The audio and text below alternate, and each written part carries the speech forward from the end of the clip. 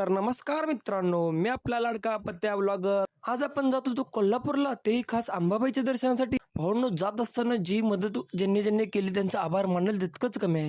आणि भावांनो, आम्ही खास अंबाबाईला गेल्यावर ह्याही लोकांसाठी प्रार्थना करेल. तर भावांनो, पुढे आलेल्या 15 किलोमीटर आम्हाला काही कुठे भेटत नव्हते. तेव्हा भावांनो, आम्हाला एक आशेचा किरण म्हणजे सात मैत्रीचा हा ग्रुप फाउंडेशन आम्हाला दिसला. भावांनो, त्यांनी आम्हाला खूप मदत केली. गेल्या गेल्या भावांनो, आपण तिथे त्यांच्या पहिल्या मंडळाच्या बॅनरचं पहिला शूट घेतलो. शूट घेतल्या घेतल्या आपण लगेच थोडंसं खाऊन घेतलो. अशा वेळी भावांनो, मदत करणाऱ्या ग्रुपचे मानल तेवढे आभार कमीच आहे भावांनो. का भावांनो, कंटाळा आलेला तेवढ्यात भावाने म्हणला चला गाणी लावतो, मस्त नाचूया. आम्ही मस्त नाचलो एकदम धुडकूस घालून.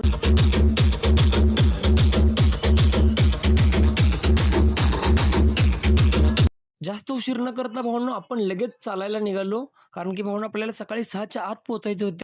जाता जाता भावांनो, आपण त्यांच्या देवीचं दर्शन घेऊन लगेच निघालो. आम्ही इथून लगेच निघालो कोल्हापूरकडे. भावांनो, कोल्हापूर बघता बघता 6 किलोमीटर राहिलेले. खूप अंतर चालल्यामुळे भावांनो, आम्ही थोडीशी रेस्ट घेतलो. रेस्ट घेतल्या घेतल्या भावांनो, पाय दुखत होते, काय बोलूच नका. मी लगेच जरा खाली जाऊन बसलो ह्या सगळ्यांसोबत. ह्या सगळ्यांची तोंड बघून तर माझा मूडच गेलेला. बसल्या बसल्या भावांनो, थोडंसं सगळ्यांना पाणी देऊन मस्त ह्या सगळ्यांना उठवून भावांनो, आपण लगेच निघालो. भावाला म्हटलं थोडी एनर्जी यायला. चांग भलं बोला, चांग भलं. अरे अरे महादेव. अरे. कधी भावांनो मंदिराजवळ आलो कळलंच नाही. गेल्या गेल्या भावांनो, पहिला आपण थोडासा फराळ करून आपण लगेच मंदिराकडे निघालो. जी भावांनो, आत गेल्यावर जी खुशी होती आमच्या तोंडावर, ती भावांनो बोलण्या पलीकडे होती. जास्त उशीर न करता भावांनो, लगेच आम्ही रांगेत थांबलो. रांगेत थांबून भावांनो, ज्यावेळी आपण इथे आलो, रात्रीपासून चाललेला सगळा कंटाळा भावांनो आमचा निघून गेला. जेवढ्या लांबून चालत आलेलो तेवढी सगळी एनर्जी भावांनो आमची रिक्रिएट होत होती.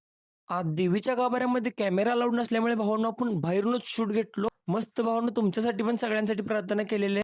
मंदिराची जी भावांनो कडेची वाईब होती, ती वाईब बोलण्या पलीकडे होती भावांनो. एकदाच ते भावांनो आईचं दर्शन झाल्यावर भावाला कळलंच नाही आपण मंदिराच्या कडेला झोपलेलं. तर भावांनो, ब्लॉगर बद्दल फॉलो करा आणि भेटू पुढच्या ब्लॉग मध्ये.